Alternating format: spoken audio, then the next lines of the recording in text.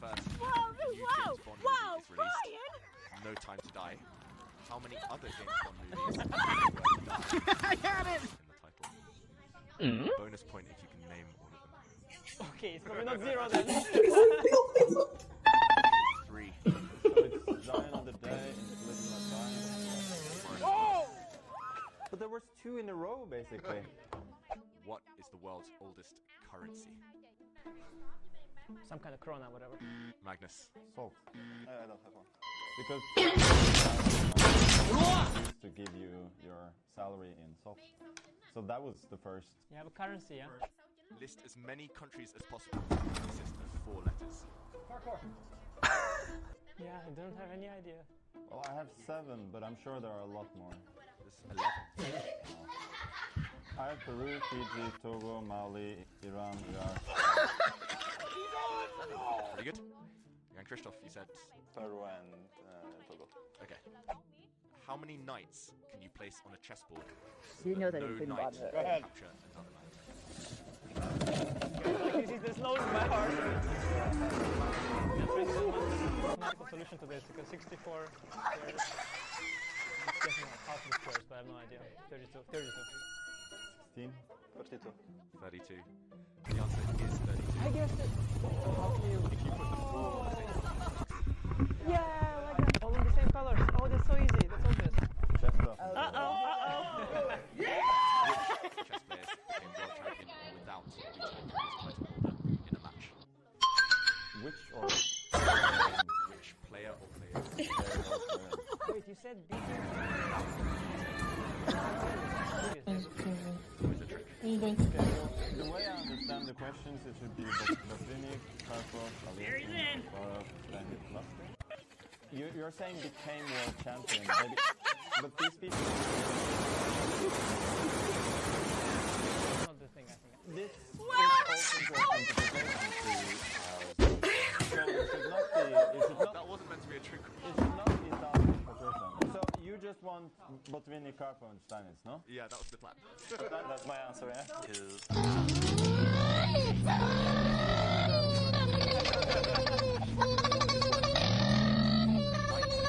If your cone doesn't flip over and fall, then you got a free cone.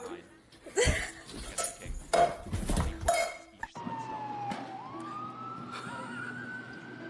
How many points each side Oh, okay. I counted 1 for the pawns, not the other 7. Wow, that was a big mistake. We have a winner. Anish Giri.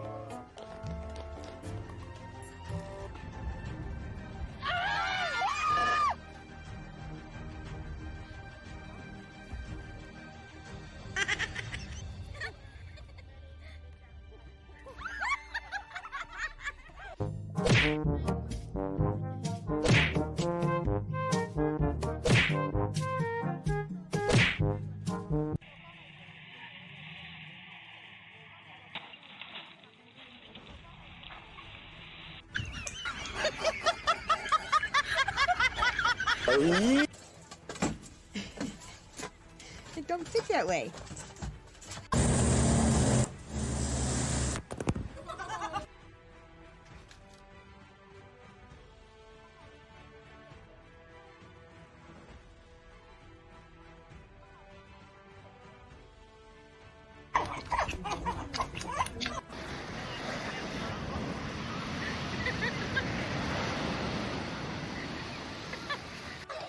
Hurry, watch out, Daddy's coming.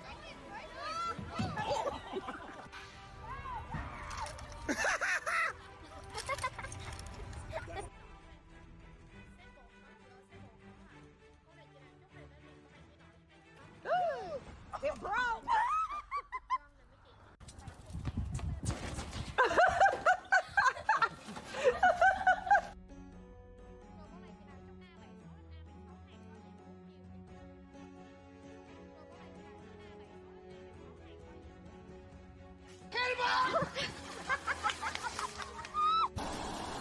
Hey, babe.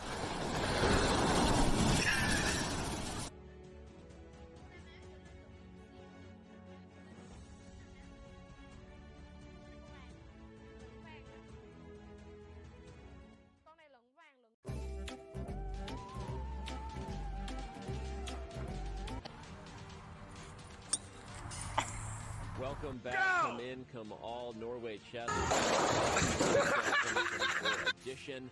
So much going on already in this round. Real quick, around the horn, Danny Wrench here alongside International Master Anna Rudolph, Grandmaster David Howell in the end. Now, we have plans to dive into all the games that are going, but Hikaru Nakamura has visited the confessional booth for the second time already, and I haven't seen it yet, but being told by the team that it gets pretty deep pretty quickly. So we're gonna check in with what Hikaru had to say about his game versus Ding Li Ren right now and the state of playing his opponent. All right, everyone, welcome back. So I think it was kind of gotten interesting. So obviously I surprised Ding with this move order, and then he tried to find his way back to the sidelines with his queen d4 queen. I looked at his move at e3, but then he played it with e3.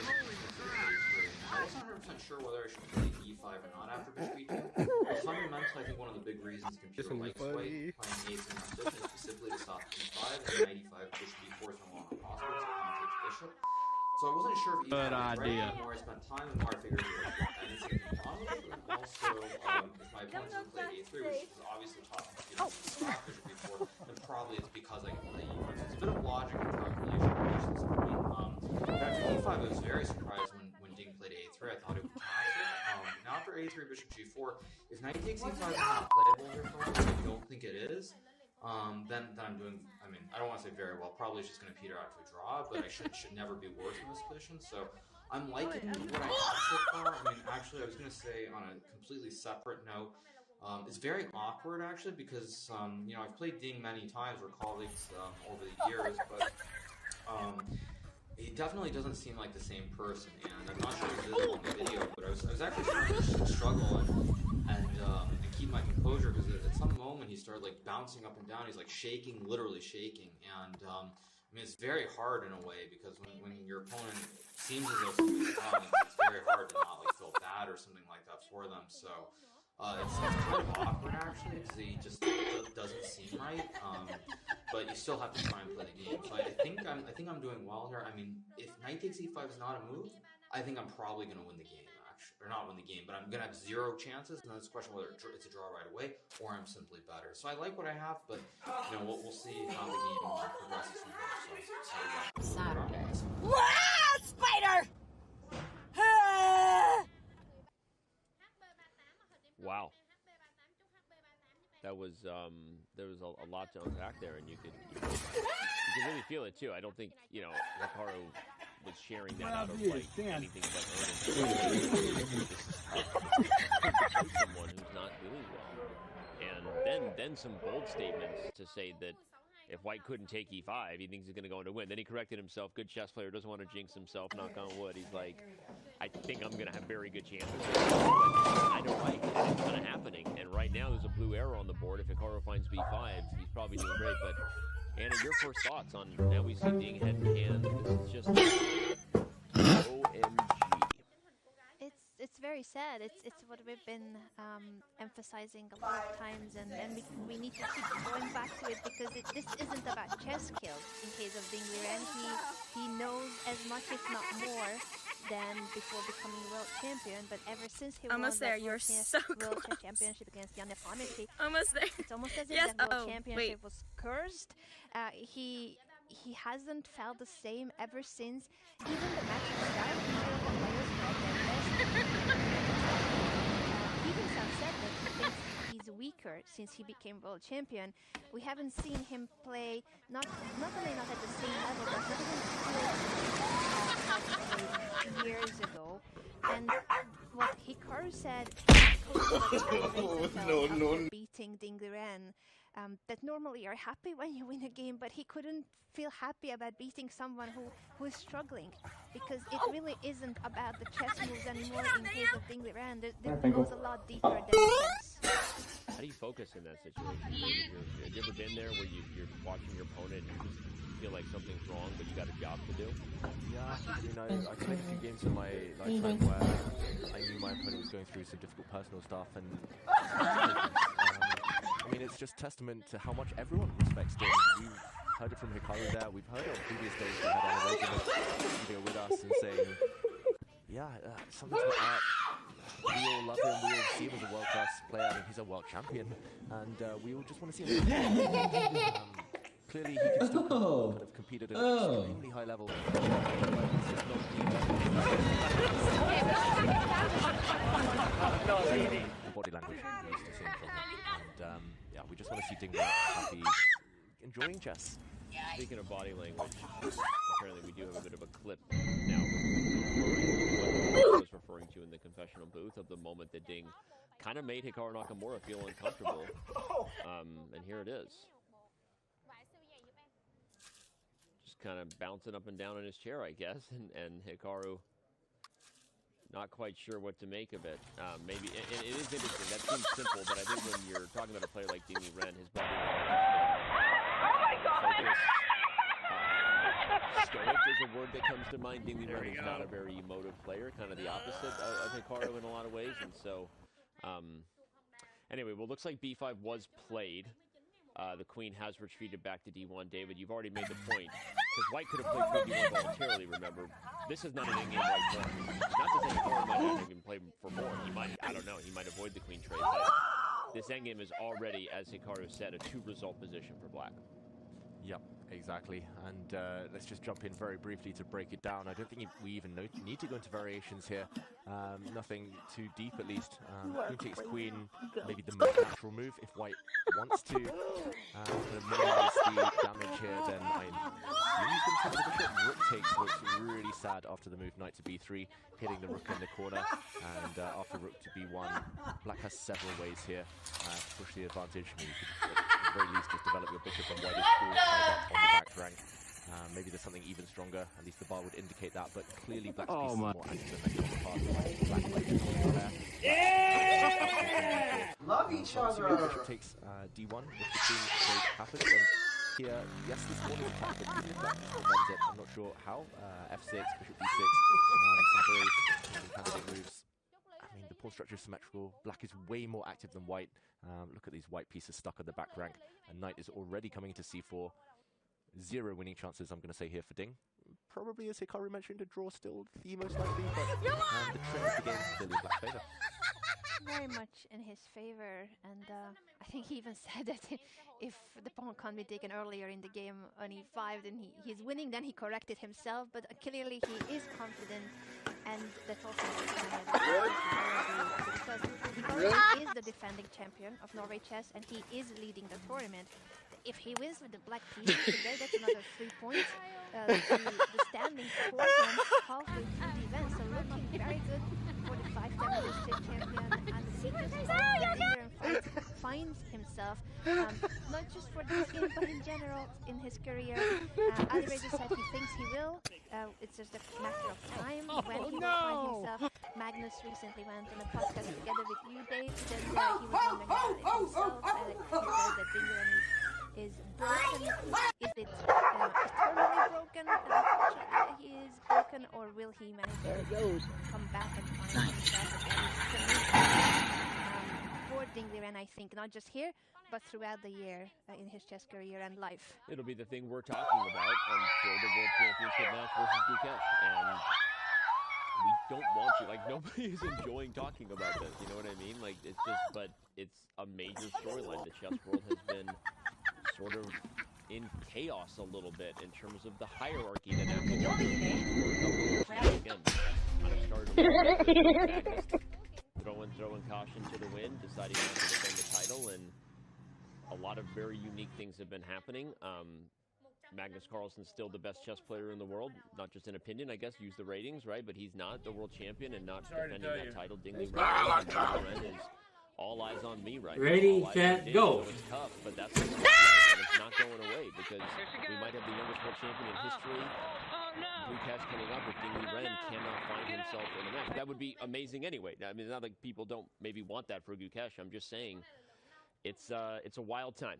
Wild time right now, and we don't have any choice but to continue to wonder how will Ding Liren get his food back. You guys watched how Stella got her food back yet?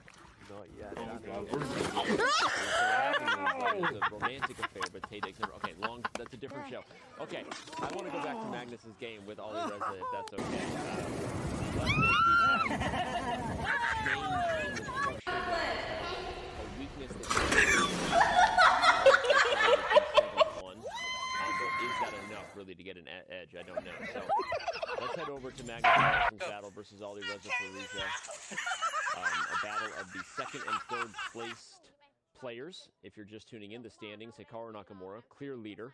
Ali Reza Faruja just behind him, followed by Magnus Carlsen. Big one for the overall situation in Norway.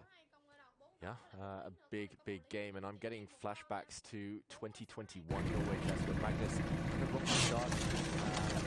Wake up call. Ali Reza was one of his victims on that run, and it was actually something very similar to this. Ended up as a bishop endgame. Here there's queens and rooks still on the board, but it's only who can get optimistic here. Let's just do a quick backtrack to the moment we last left it. Anna, you were saying knight to c4, decent move, and I was saying, okay, maybe black should play knight d6, try and trade off this this active horsey on c4, but he actually tried to trade bishops here, Ali Reza. This move was given a question mark. Objectively, I can understand why as well. In the process of trading this bishop, black loses some valuable time, and his pawn structure gets broken. Magnus flipped in a really clever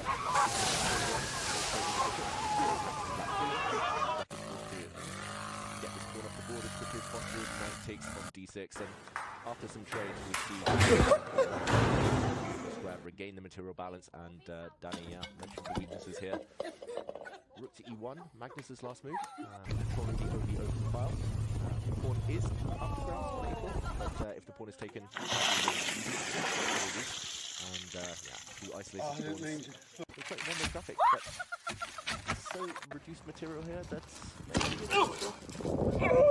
I say it's your voice gets high when you're insecure, just so you know. I've been watching. It's a bit of a tell here, your voice gets a little bit high when you're not the only sure. one, Danny. And I'll say it's, I mean, he was looking over at me, and I was like, again, Magnus bias-itis because of what I saw him do to Fabiano before the rest day.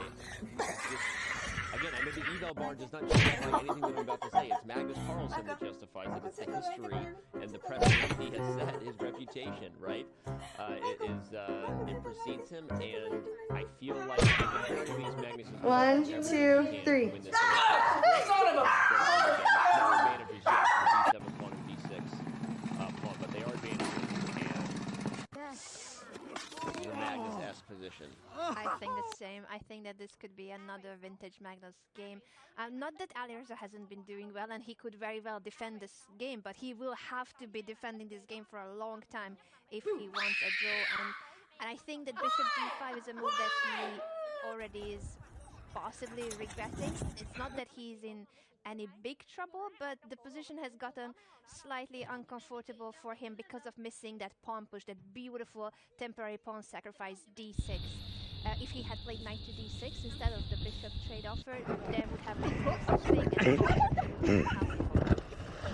Idea of a strong order potentially, and now a bit of suffering ahead, or dare I say it, a bit of massage ahead in the endgame. Queen to f6, the last move offered. To trade or not to trade is the question for Magnus. That will wreck the black pawn structure, but without knights on the board, it's going to be hard to take advantage of those road pawns. Join the session here, Danny. What kind of massage are you getting where you're like suffering massage over their eyes? We're going to talk about this. Apparently it's free even, and I wasn't in on this. Alright, well, I agree. A bit of a massage, long Magnus massage. Long Magnus Carlsen massage. Let's back up to the first before I take this and take on the other game. Magnus going to decide, will I trade queens? Bad structure, but maybe lose a little bit of my bind in the process.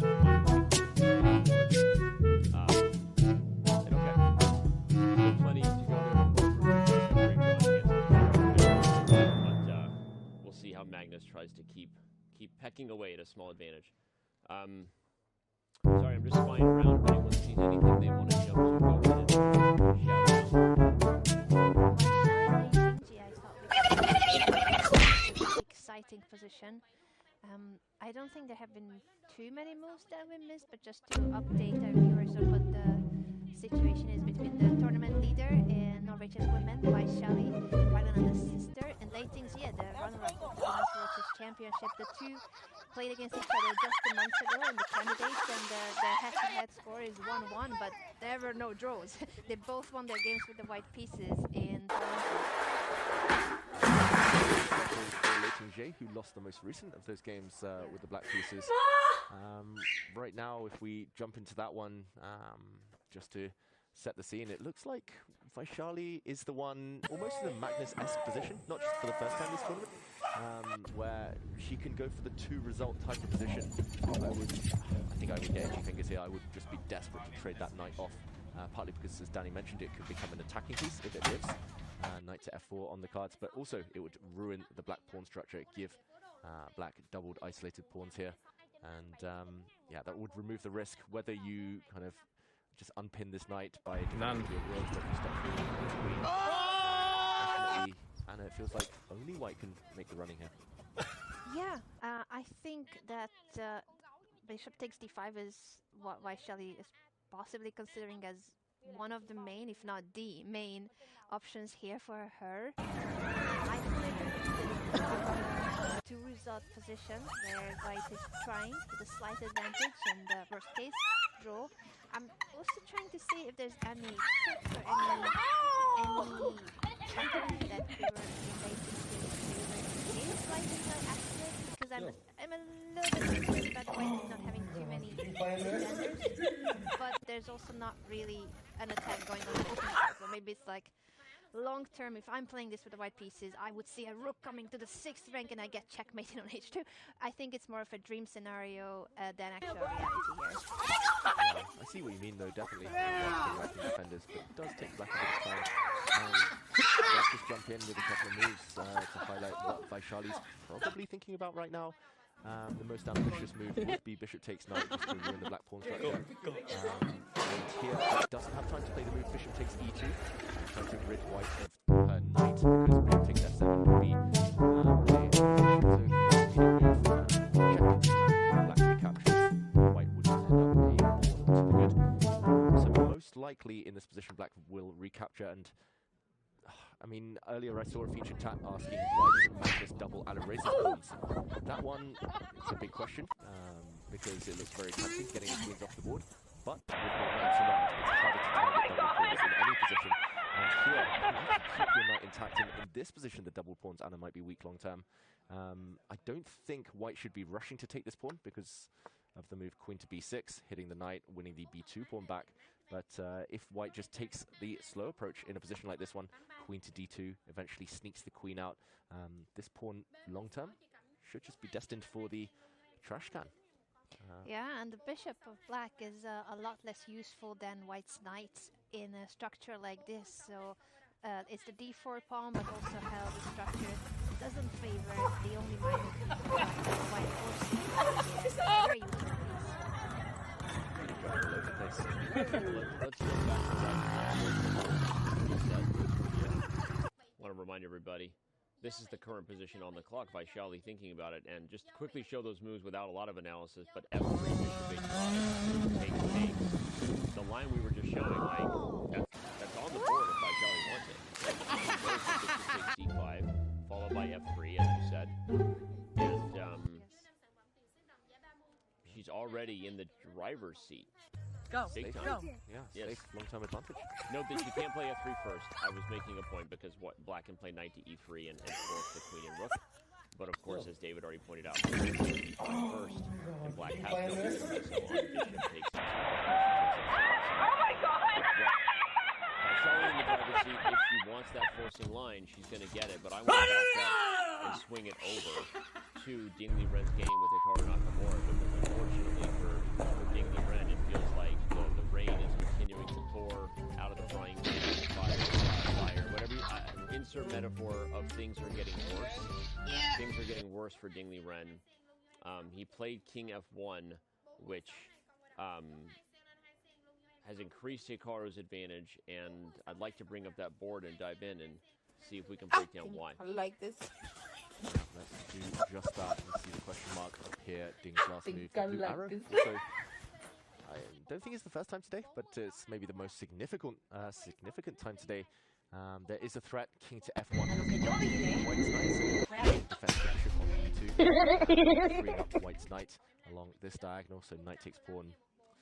That's on tap next turn, so F6 may be the most logical move in the position. I guess it's just a bit slow, and I'm not sure what White should have done instead, but it's just sad. Look at the pieces. Sat on the back rank. Try to lay down. Comparison in contrast to that Knight, but both bishops here. It feels like the position was already uncomfortable. Like King F1 is a mistake, but it's a mistake because there was already so much pressure on White's position that it's not easy to find a move here that doesn't have your position collapse. I think the computer preferred, instead of King F1, a pawn push, A4 to try to push the black queen side, and it makes sense once you see the move suggested by the end, and it's like, oh, of course, it's obvious. But this game goes way beyond what's obvious on the board, and Ding Liren, before his current form, would have played. Oh look, this cucumber's red. Possibly after 2 seconds of thinking. Wait. After 2 seconds of thinking, but very She should know over the 20 years I've worn these all my life. I'm not gonna walk back. That is an astute observation. No, I'm kidding. It's like, thanks, Captain Obvious. No, I'm teasing it. He is a tough opponent, and like I like to say, because he plays really good moves very fast. And that's what he did there. He played the best move really fast, and yeah, it is true. And tough stuff for Ding Liren. We know Hikaru's confident. He might have already visited the confessional booth again. I have no idea. He's getting up from his chair a lot. He could very well be there right now. Could be there right now. I wonder if A4 is still possible for Ding Liren. Anna pointed out that idea. David, is it too late for A4, or is that a way for Ding to liberate a little bit of the pieces? Yeah, I mean, once we've seen everything, obviously, as Anna said, and it pretty much looks like the only active move. Otherwise, you just suffer passively, and that's the last thing you want to do in chess and chess, especially at this top level. Let's jump in and ask ourselves, is it too late? Can Ding free himself from the black bind here? Pawn to A4. The bar does drop. Oh, it drops a lot, so it might be too late. Why is it too late? Let's take a look at captures. I assume we capture, and this is the moment where I mean, the problem is I just don't see anything for White to do. This pin is really annoying. I'm guessing there might have been a difference to do with, for example, if the White oh, look at Ding on the camera. I was going to say if the White rook could shift up to D5 and E5 wasn't protected, as it is now, one move previously, then there might have been some counterplay. But I think that's the key, David, and I think we should show it, because that is a huge difference, that in the other position there would have been no pawn on F6, and there are ideas of getting the rook out of the pin of the G4 bishop